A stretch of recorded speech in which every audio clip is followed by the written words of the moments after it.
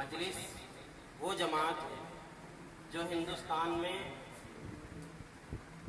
दलित, आदिवासी, पिछड़ा, मुसलमान, सिख, ईसाई, बौद्ध, जैन सबकी आवाज उठाती है। हम लोगों को ऐसी ही जमात की जरूरत है।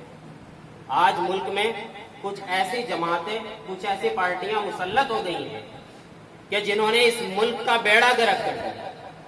हिंदू मुसलमान के नाम पर, दलित और ब्राह्मण के नाम पर लोगों को बांटना शुरू कर दिया और हम अपने झगड़ों में उलझे रहे और वो देश को लूट करके खा गए।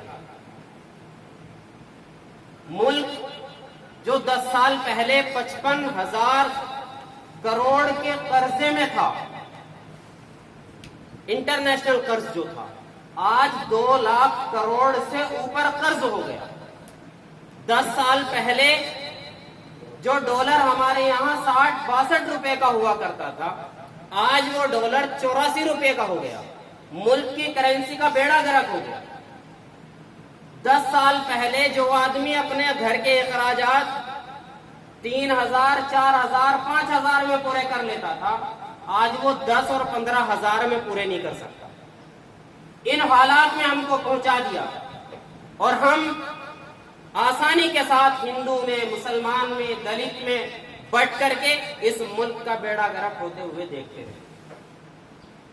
तो दोस्तों, हमें एक ऐसी जमात को खड़ा करना है कि जो हमें फर्क नहीं करती, जो सिर्फ इतना कहती है कि हिंदुस्तान के संविधान के मुताबिक हिंदुस्तान को चलाया जाए।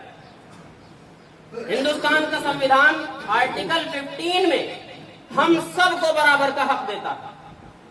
हिंदुस्तान का संविधान आर्टिकल 19 में अगर कोई गलत बात हो रही है, उस गलत बात को चाहे भारत सरकार ही क्यों ना कर रही हो, वो कानून भारत की संसद में क्यों ना हो रहा हो पास, अगर हमें लग रहा है कि वो कानून हमारे मुखालिफ है, गलत है, भारत का संविधान आर्टिकल 19 के तहत हमें इजाजत देता है कि हम उसकी मुखालफत करेंगे, अपनी आवाज उठाएंगे। उसी के तहत हिंदुस्तान के मुसलमान, हिंदुस्तान के दलित, हिंदुस्तान के किसान मुख्तलिफ मौक़ों पर अपनी आवाज उठाते रहे हैं और उठाते रहेंगे। वही संविधान आर्टिकल 25 में हमें अपनी मजहबी आजादी की इजाजत देता है। आर्टिकल 25 में कहता है कि हम जिस मजहब को मानना चाहते हैं माने, उस पर अमल करें, उसका प्रचार करें, संविधान नहीं रोकता है। जो एक अल्लाह को मानता है, संविधान उसको इजाजत देता है। जो 33 करोड़ देवी देवताओं को मानता है, संविधान उसको इजाजत देता है। जो न एक को मानता, न 33 करोड़ को मानता, संविधान उसको भी इजाजत देता है, चाहे वो खुदा को मानता हो या ना मानता हो। आर्टिकल 29 में राइट टू कल्चर प्रोवाइड किया गया है। हमें अपने कल्चर की आजादी है और हिंदुस्तान के मुख्तलिफ हिस्सों का कल्चर अलग अलग है। जम्मू कश्मीर में आप जाके देखेंगे तो पहनावा अलग, खाना अलग। गोवा में जाएंगे पहनावा अलग, खाना अलग।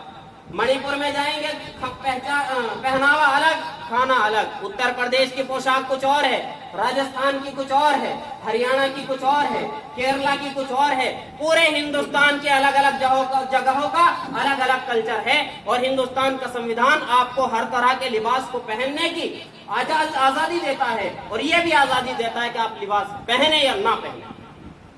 तो फिर क्यों हमारे ही बच्चों के हिजाब पर सवालात उठाए जाते हैं? फिर क्यों हमारे ही कुर्ते और हमारी ही टोपी पर आवाज उठाई जाती है?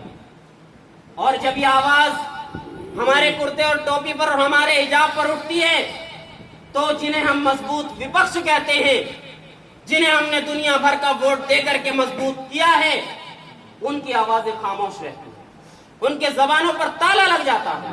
उनके जबानों का ताला खोलने के लिए जरूरी है कि हमारी और आपकी वो जमात जो हिंदुस्तान को हिंदुस्तान के संविधान के मुताबिक चलाना चाहती है, ऑल इंडिया मजलिस इत्तेहादुल मुस्लिमीन, हमें उसको मजबूत करना है। मजबूत करने का तरीका यह है कि हमारा जितने विधानसभा कमेटी के लोग हैं, विधानसभा का महासचिव हो, सचिव हो, संयुक्त सचिव हो, कार्यकारिणी का मेंबर हो, कोषाध्यक्ष हो, सबको कोशिश करनी है अपनी तरफ से जितनी कोशिश कर सके। रोजाना कहीं ना कहीं लोगों से खुद मुलाकात करनी है। आप नहीं बोल सकते लोगों के दरमियान, मुझे आवाज दीजिए, लोगों के दरमियान जहां आप बुलाएंगे, जिस वक्त बुलाएंगे, इंशाअल्लाह हाजिर होंगे। ग्राम अध्यक्षों की जिम्मेदारी यह है कि आपको अपनी कमेटी में कम से कम 21 लोग बनाने हैं जो आपके साथ रहें। जब उनको आवाज दी जाए, जब आपके ग्राम में मीटिंग हो, वो 21 लोग आपके आकर के बैठ जाए, और वो जब 21 आएंगे अपने साथ एक एक लेके आएंगे, 42 हो जाएंगे।